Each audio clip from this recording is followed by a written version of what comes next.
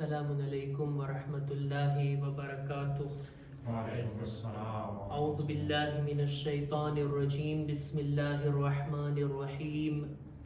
अल्हम्दुलिल्लाहि रब्बिल आलमीन। अस्सलातु वस्सलामु अला अशरफिल अंबियाइ वल मुरसलीन सय्यदिना व नबियना अबिल क़ासिम मुहम्मद। अल्लाहुम्मा सल्लि अला मुहम्मद व आले मुहम्मद वअला अहले बैतिहि अत्तय्यबीन अत्ताहिरीन अलमअसूमीन अलमज़लूमीन वलअनतुल्लाहि अला अअदाइहिम अजमईन। अम्मा बअद फ़क़द क़ाल अल्लाहु सुब्हानहु व तआला फ़ी किताबिहिल करीम। बिस्मिल्लाहिर्रहमानिर्रहीम।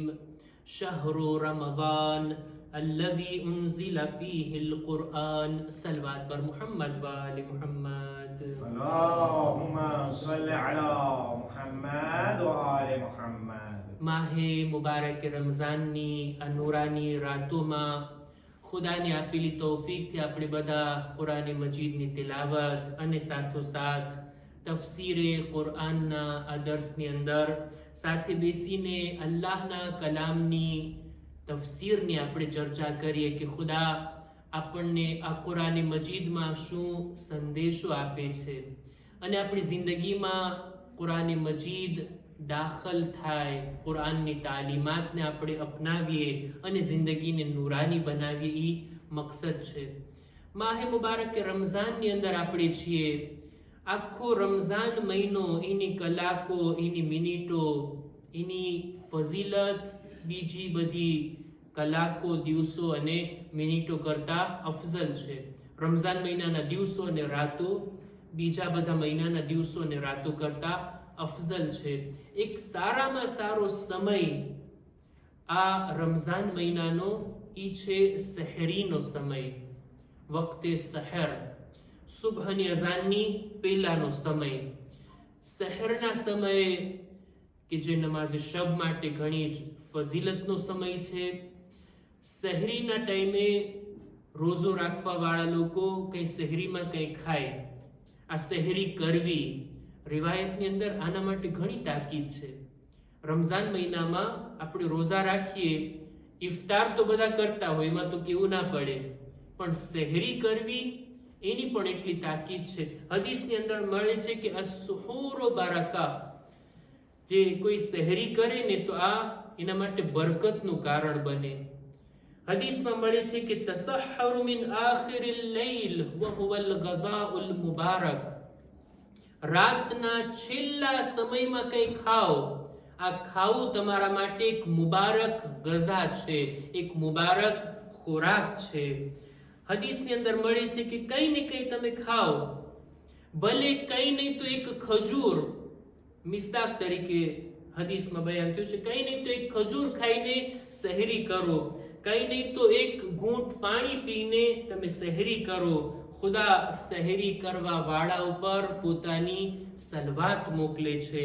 અને જેને રોઝો રાખવો, એક હદીસમાં છે કે કંઈ ને કંઈ ખાઈને પછી રોઝો રાખે, આ ઘણું જ મુસ્તહબ અને સારી વાત છે. એક રાવી કહે છે કે રસૂલે ખુદાએ મને દાવત કરી, ક્યારની? સહેરી ખાવાની. રાવીનું નામ છે અલ ઇરબાઝ બિન સારિયા.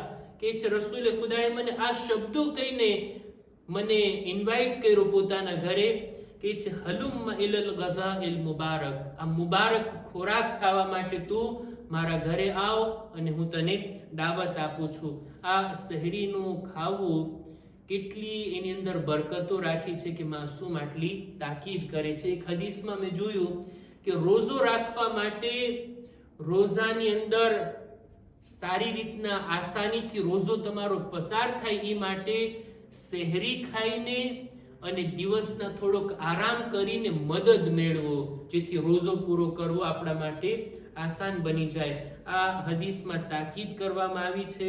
સહેરીનો સમય ફક્ત ખાવા પીવાનો જ નથી, ખાવું પીવું મુસ્તહબ છે, એની તો મેં અત્યારે હદીસો બયાન કરી. સાથોસાથ દુઆઓ, કંઈ નહીં તો ઇસ્તિગફાર, નમાઝે શબ, આ બધું મુસ્તહબ છે સુબહની અઝાનની પહેલા. ખુદા ઇન્શાઅલ્લાહ સહરના સમયથી આપણને લાભ અને ફાયદો ઉઠાવવાની નેક તૌફીક અતા ફરમાવે. એક સલવાત બર મુહમ્મદ વાલે મુહમ્મદ. اللهم صل على محمد وآل محمد. આવી આપણા મૌઝુ ઉપર કે ગઈકાલે કુરાનના આ તફસીરના આ દર્સના સિલસિલાને આપણે શરૂ કર્યા. જો કે મારી કોશિશ એ હોય છે કે દરરોજ એક આયતની આપણે તિલાવત કરીએ, પણ આ આયતોનો એક સિલસિલો છે 3 આયતનો કે જેને આપણે સિલસિલાવાર બયાન કરશું. ઈ 3 આયતો કે મદીનાથી 2 લોકો મક્કા આવ્યા હતા મક્કા વાસીઓથી મદદ લેવા માટે. શેની મદદ? જંગની અંદર સાથ સહકાર મેળવવા માટે. અને એ મક્કાના એક માણસે કીધું કે ભાઈ તમારું શહેર દૂર છે, અમે તમારી મદદ કરી શકતા નથી, અમારે ત્યાં જ એક મોટો પ્રોબ્લેમ છે. અને એક માણસે નબી હોવાનો દાવો કર્યો છે અને એ લોકોને પોતાના દીન તરફ બોલાવે છે.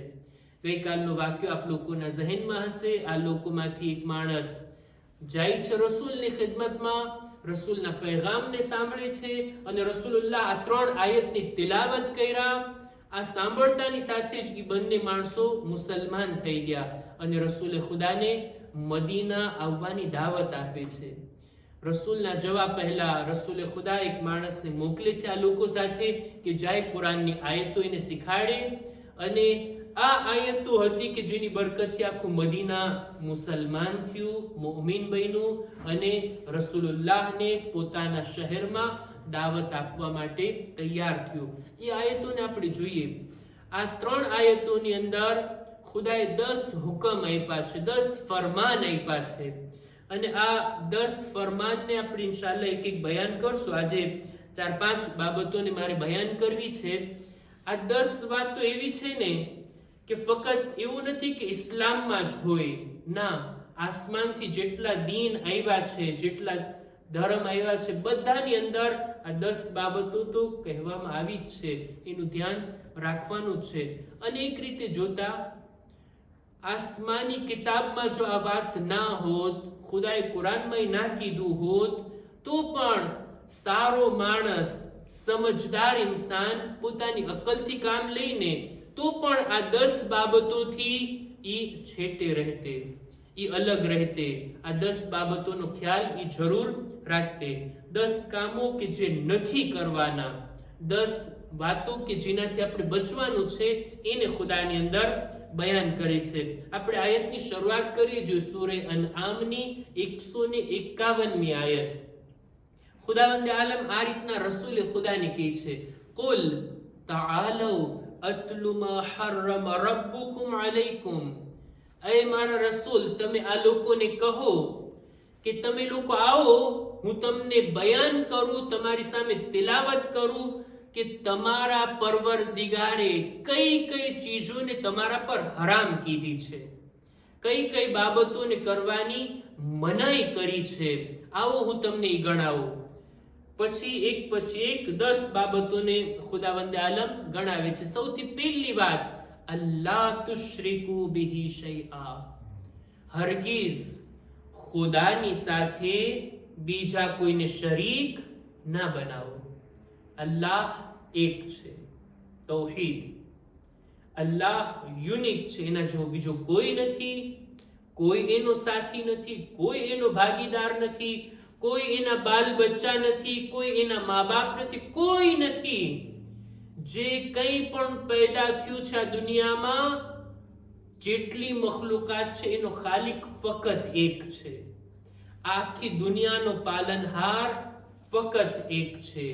આ એકને માનવું, આને કહેવાય તૌહીદ. એના મુકાબલામાં છે શિર્ક. ઘણા એવા લોકો છે, ઘણા એવા ધર્મો છે કે જેની અંદર એક ખુદા નહીં, અનેક ખુદાનો તસવ્વુર છે. ઓછામાં ઓછા ઘણા લોકો 2 ખુદાને માને, એક દિવસનો ખુદા ને એક રાતનો ખુદા, એક નેમતો આપવા વાળો ખુદા ને એક કઈ સજા આપવા વાળો ખુદા. ના, એવું નથી. ખુદા એક જ છે. રસૂલના આવવા પહેલા જે હાલતના જમાના 365 હતા ને ખુદા, ખાને કાબાની અંદર હર રોજ એકની ઇબાદત થતી, ઇસ્લામે આવીને બધું મનાઈ કર્યું. ફકત અને ફકત એક ખુદાને માનો, તૌહીદ. આ એક ખુદાનો તસવ્વુર જો ઇન્સાનના દિલમાં હોય ને, આપણે કહીશું કે બટલી શા માટે તાકીદ કરો છો? આપણે તો એક જ ખુદાને માનીએ છીએ ને. આપણે બધા કહીએ છીએ લા ઇલાહા ઇલ્લલ્લાહ, અલ્લાહ સિવાય બીજો કોઈ ખુદા નથી. માનીએ છીએ, આપણા નિયતમાં છે, દિલમાં છે, આપણી જબાન પર છે. શું આપણા અમલમાં પણ છે કે અલ્લાહ સિવાય બીજો કોઈ ખુદા નથી?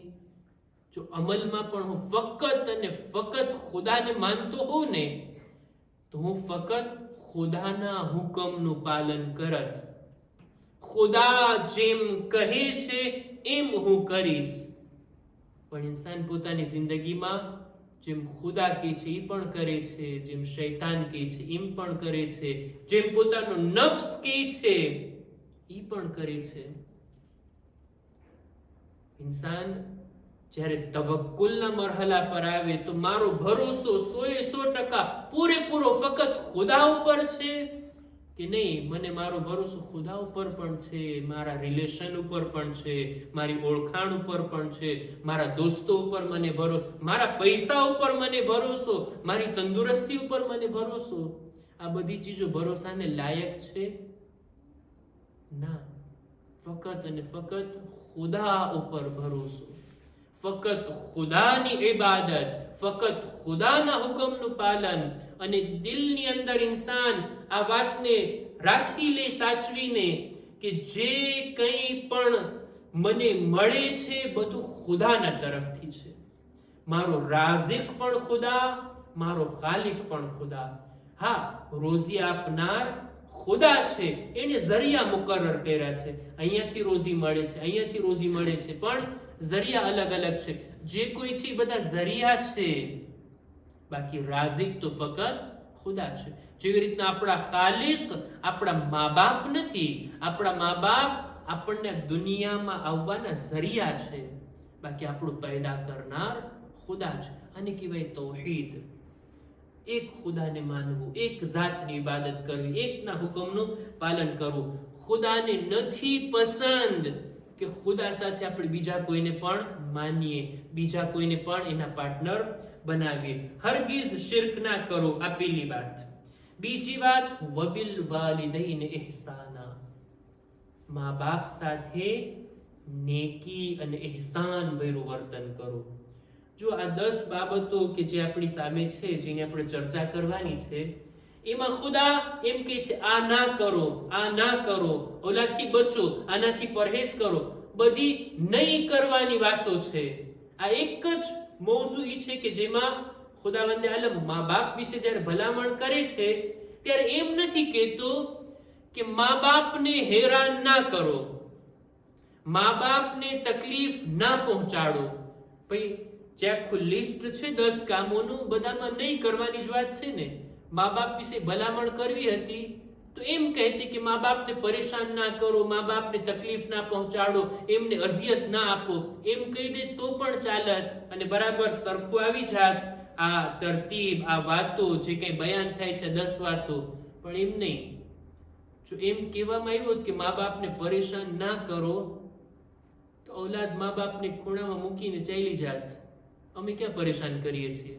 પરેશાન તો શું, એની સાથે વાતય નહીં કરશું, એને કઈ બોલાવશું નહીં, એની કઈ ખબરગીરી નહીં કરશું. ના, ઇસ્લામ એમ નથી કહેતો કે મા બાપને પરેશાન ના કરો. પરેશાન તો નથી જ કરવાના, એમને અઝિયત તો નથી જ આપવાની.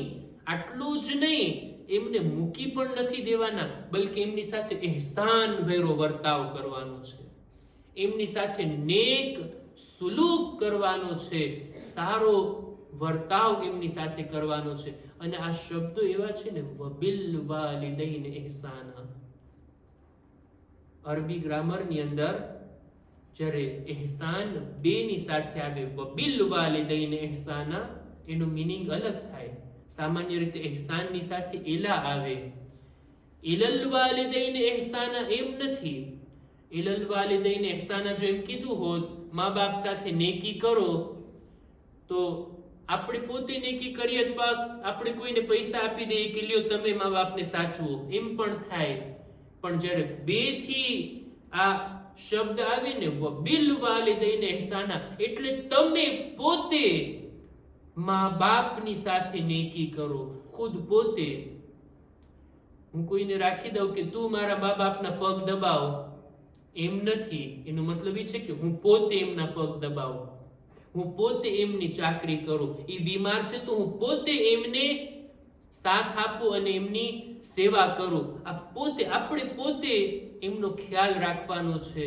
આ રીતના મા બાપના બારામાં તાકીદની સાથે હુકમ. કુરાન મજીદની અંદર પોતાની વાત કર્યા બાદ ખુદા તરત જ મા બાપની વાતને લઈ આવે છે. અનેક મોકા ઉપર, એમાંથી એક મોકો આ છે.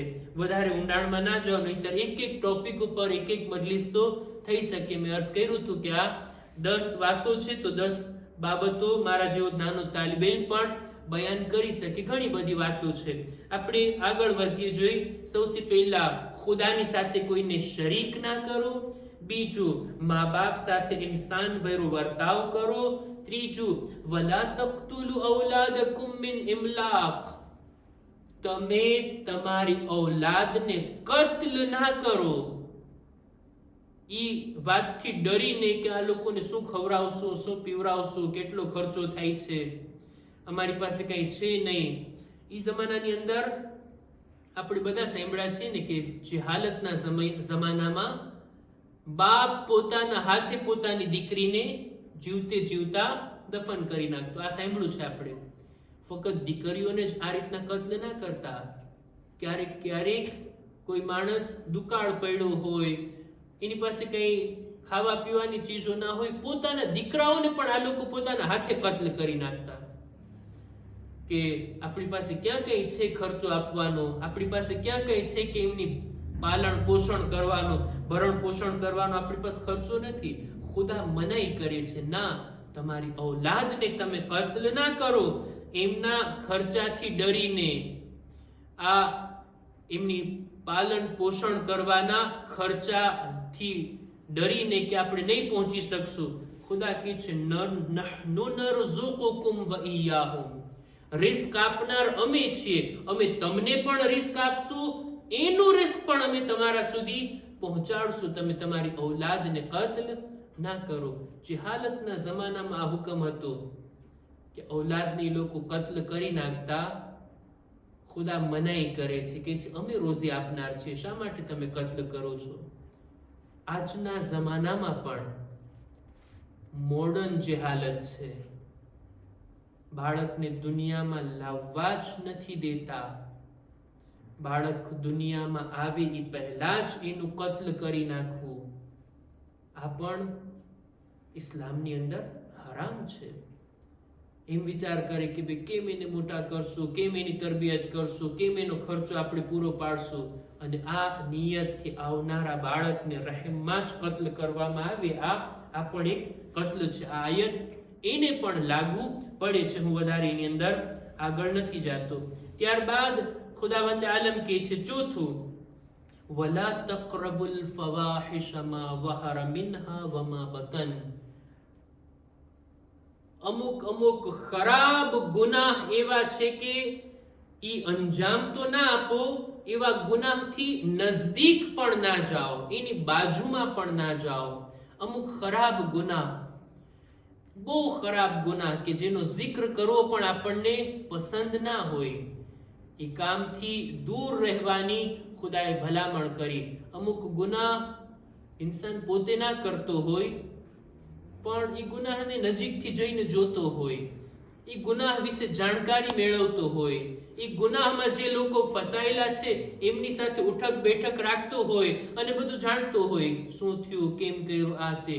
ખુદા મનાઈ કરે છે તમે ભલે ગુનાહ નથી કરતા, એ ગુનાહથી નજદીક પણ નથી જવાનું. આ ગુનાહ એવા હોય કે ઇન્સાનનો નફ્સ લલચાઈ જાય અને શક્ય છે, બહુ વધારે ચાન્સીસ છે કે ઇન્સાન એની અંદર પણ દાખલ થઈ જાય.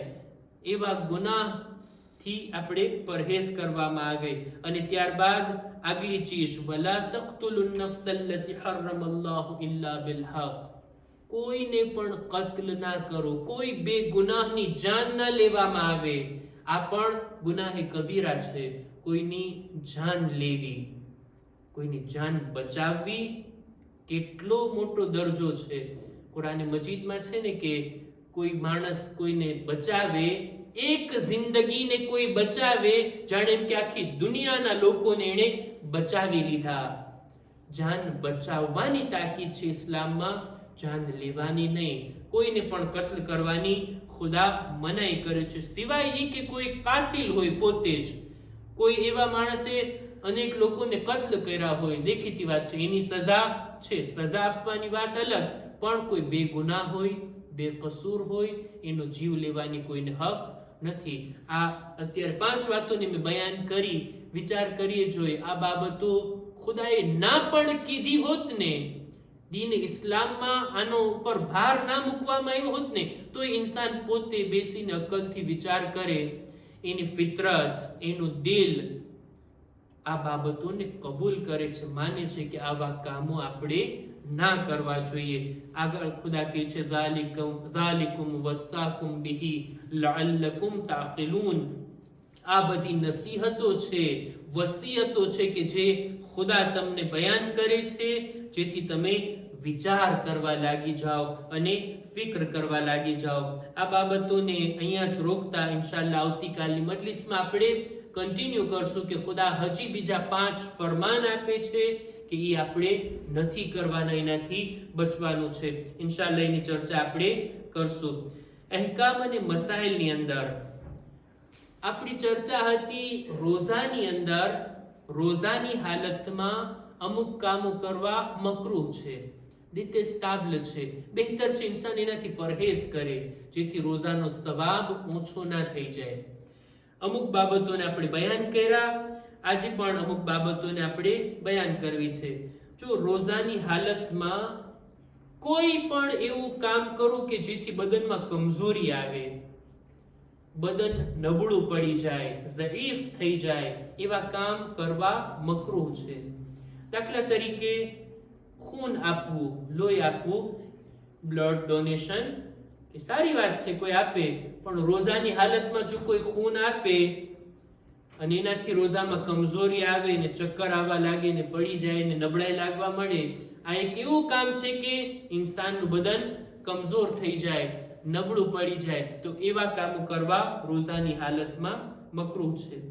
ત્યારબાદ રોઝાની હાલતમાં પોતાના કપડાને ભીના કરવા.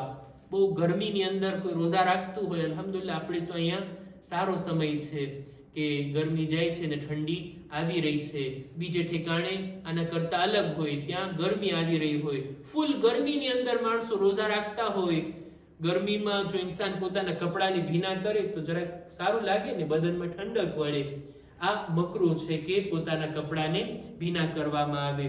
औरतों માટે મકરૂહ છે કે તેઓ પાણીની અંદર બેસે, આ એમના માટે મનાઈ છે, મકરૂહ છે, હરામ નથી. ત્યારબાદ સવાલ પૂછવામાં આવતો કે ડેન્ટિસ્ટ પાસે જઈ શકાય કે નહીં, દાંતની ટ્રીટમેન્ટ કરાવી શકાય કે નહીં. જો મકરૂહ છે એ બાબત કે કોઈ પણ એવું કામ કરવું કે જેથી મોઢામાં ખૂન આવે, એ કામ કરવું મકરૂહ છે. રોઝાની હાલતમાં કોઈ દાઢ ખેંચાવે તો દેખીતી વાત છે ખૂન તો આવવાનું છે, આ કામ મકરૂહ છે. આ સિવાય હજી પણ એક ચીજ મકરૂહ છે, દાખલા તરીકે કારણ વગર કોઈ માણસ મોઢામાં પાણી નાખે ને કોગળા કરે. ક્યારેક ઇન્સાન દાંત સાફ કરવા માટે વુઝુ કરતી વખતે કોગળા કરે, એ વાંધો નથી, પણ કારણ વગર મોઢાની અંદર પાણી નાખીને ફેરવે, કોગળા કરવા, આ મકરૂહ છે કે ઇન્સાન પાણીને પોતાના મોઢામાં ફેરવે. આ બધી બાબતો હતી કે જે મકરૂહ છે, હરામ નથી. ઇન્સાનને જોઈએ કે એનાથી બચે, એનાથી પરહેઝ કરે, તે બહુ સારી વાત કહેવાય. ઇન્શાઅલ્લાહ બીજા પણ અમુક મસાઇલ હશે કે જેને આપણે આ દર્સની અંદર ચર્ચામાં લઈ આવશું. ખુદાની બારગાહમાં દુઆ ગુજારીએ, પરવરદિગારા અમોને તારા દીન પર અમલ કરવાની, બોલનાર સાંભળનારને નેક તૌફીક અતા કર. ખુદાયા કુરાન મજીદની તિલાવતની, કુરાનને સમજવાની અને એના ઉપર અમલ કરવાની અમોને નેક તૌફીક અતા કર. પરવરદિગારા દરેક મુમિનીન મુમિનાતની જાન, માલ, ઇઝ્ઝત, આબરૂની હિફાજત ફરમા. ખુદાયા આ મહિનાની અમારી ઇબાદતોને તારી બારગાહમાં કબૂલ ફરમા. આઈંદા દિવસો અને રાતોમાં બહેતર તરીકાથી ઇબાદતની નેક તૌફીક અતા કર. ખુદાયા દરેક મુમિનીન મુમિનાત જો બીમાર છે, ખાસ કરીને જે બીમારોના હકમાં દુઆની ભલામણ કરવામાં આવી, ખુદાયા તેઓને શિફાએ કામિલા અતા કર. ઝમાનાના ઇમામના ઝુહુરમાં તાજીલ ફરમા, અમારો શુમાર એમના સાથીઓમાં કર. ربنا تقبل منا إنك أنت السميع العليم. بر محمد وآل محمد صلوات. اللهم صل على